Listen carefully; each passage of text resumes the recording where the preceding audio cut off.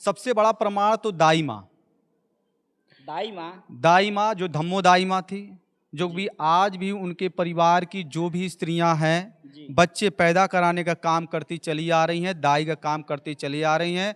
उनके पुरुष वर्ग जो हैं वे गुरु रविदास महाराज जी के चरणों की सेवा में आज भी लगे हुए हैं, जिनका नाम प्रेमलाल जी है, जो कि आज भी आपको यहाँ देखने और सुनने को उनके मिल जाएंगे। वो हमेशा मिलते रहते हैं, यहीं पे सेवा। यानी आपके कहने का मतलब है कि वो धम्मोदाई जो संत गुरु रविदास जी का जन्म करवाई थी, उनका खानदान आज भी मौजूद है और उनके खानदान का खानदानी काम भी अभी भी हो रहा है, अभी भी हो रहा है, अभी भी पीढ़ी दर पीढ़ी चलते चला आ रहा है वो। और जो कि भारत सरकार उनके खानदान से कोई आपके मंदिर में भी रहते हैं? हाँ, प्रेमलाल जी, श्री प्रेमलाल जी अभी भी हैं, अभी भी हैं श्री प्रेमलाल जी हमेशा गुरु जी की सेवा में। इस प्रकार के प्रमाण क्या वहाँ श्री गोवर्धनपुर में आपने देखा? इस प्रकार जिस प्रकार के अनेकों प्रमाण आपने गिना दिए, जैसे दोहा हो गया, चौपाई हो गया और इतनी बड़ी आबादी हो गई, धम्मोदाई का प्रमाण, उनके खानदान में खानदानी काम का प्रमाण, ये सब इतने प्रमाण होने के बावजूद क्या इस प्रकार के प्रमाण वो लोग भी प्रस्तुत करते हैं? उनके पास एक भी प्रमाण नहीं है। जब इस बात की पुष्टि के लिए जब यहाँ बैठक बुलाई गई थी, जो कि पीडब्ल्यूडी विभाग से बैठक, और ये तो जब वहाँ बैठक बुलाई गई थी, यहाँ जांच के लिए जब बैठाया गया था, तो भी उनके पास जब वहाँ लोग गए थे तो वहाँ के अधिकारियों ने ये चीज़ मांगा था कि अगर आपके पास कोई प्रमाण है गुरुजी के जन्म स्थान को लेकर के तो आप अपनी प्रमाण को दीजिए।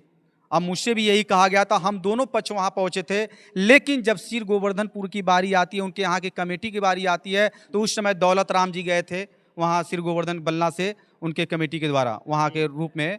जब वहाँ जब पहुँचे तो उन्होंने ये शब्द सिर्फ कहा अधिकारियों के बीच में कि साहब हमारे यहाँ प्रधानमंत्री आते हैं, मुख्यमंत्री आते हैं, राज्यपाल आते हैं, इसलिए हमारा ये जन्म स्थान है। तो वहाँ के अधिकारियों ने ये बात कहा कि अगर आज माननीय प्रधानमंत्री जी आपके यहाँ जा रहे हैं, आप उसको जन्म स्थान घोषित कर दे रहे हैं, कल माननीय प्रधान जी दूसरे जगह जाएंगे तो क्या उनको भी आप जन्म स्थान घोषित कर देंगे?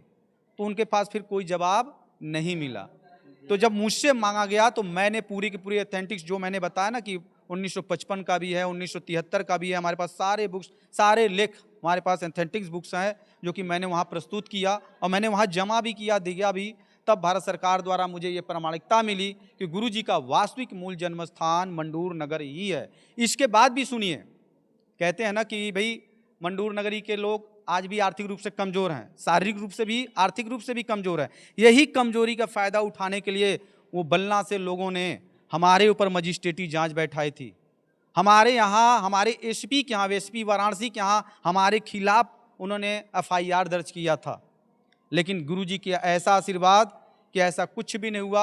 आज भी हम लोग सही सलामत गुरुजी के आशीर्वाद से बने हुए हैं और गुरुजी के आगे जो कार्य है उनका मार्गदर्शन में रहते हुए गुरुजी के विचारों पर चल करके लोगों की अपनी बात को लोगों के सामने रख रहे हैं और लोगों को बताया जा रहा है।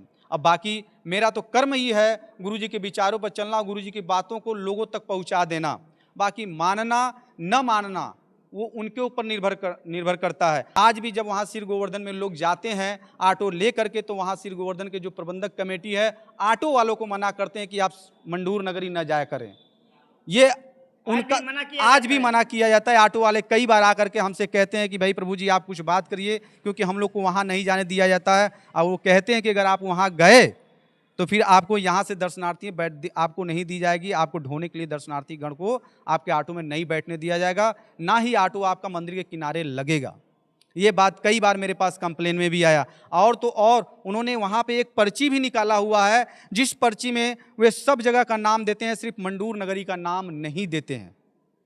इसलिए नहीं देते हैं कि वहाँ जाएंगे तो सबको पता चल जाएगा और असलियत के बारे में पता चल जाएगा। लेकिन मैं उनसे कहना चाहूँगा कि मैं गुरु का दोषी नहीं हूँ, वे गुरु के दोषी हैं जो गुरु जी के जितने भी श्रद्धालुगण हैं, जो गुरु जी को मानने वाले हैं, जो मंडूर नगरी में आना चाहते हैं, उनको आने से रोकते हैं, वो गुरु के दोषी हैं। उनको आज नहीं, गुरु जी स्वयं उनके साथ न्याय करेंगे। मैं तो गुरु जी के ऊपर सब छोड़ करके बैठा हूँ। हमारे पूरे मंडूर नगरी के वासी जितने लोग हैं सब गुरु जी के आश्रय छोड़ करके बैठे हैं। जो करने कराने वाले स्वयं परमात्मा बैठे हुए हैं, जो भी करना होगा गुरु जी स्वयं करेंगे। तो दोस्तों देख सकते हैं इस समय हम मौजूद हैं वाराणसी के मंडूर नगर, वही मंडूर नगर जो संत गुरु रविदास जी की जन्मस्थली है। लेकिन जब सरकार को अनेकों प्रमाण दिखाए गए, अनेकों सबूत दिखाए गए, तो सरकार ने इस बात को स्वीकार किया और बकायदा जीटी रोड पे, ये जीटी रोड पे जो सरकार द्वारा बोर्ड लगाया गया है, ये कब लगा? ये तो हमारा 2021 में 2021 में हाँ, जब 21-22 ये प्रमाणित हो गया। जी, जी, जी। तो सरकार द्वारा जब ये प्रमाणित हो गया कि नहीं, संत गुरु रविदास जी का जन्म स्थान यहाँ पे है मांडूर नगर में, तो बकायदा जीटी रोड पे, हाईवे पे एक बोर्ड लगाया गया कि संत गुरु रविदास जी जन्मभूमि पे जाने का मार्ग।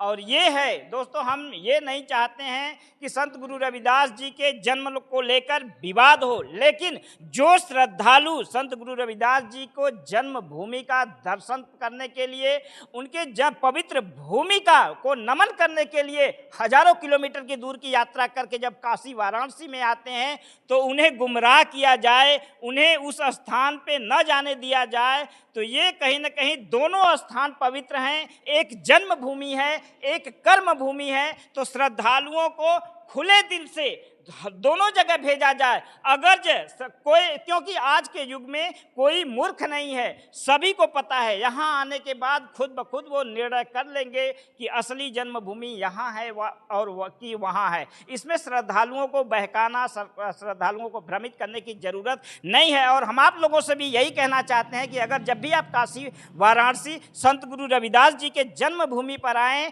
तो वहाँ श्री गोवर्धनपुर में भी जाएं और यहाँ मांडूल नगर में भी आएँ, क्योंकि दोनों स्थान पवित्र हैं, दोनों स्थान संत गुरु रविदास जी के जन्म से जुड़ा हुआ है। एक जन्म भूमि है तो एक कर्म भूमि है, कोई स्थान का महत्व कम नहीं है। आप दोनों स्थान के दर्शन जरूर करें। जय मजदूर, जय किसान, जय जय हिंदुस्तान।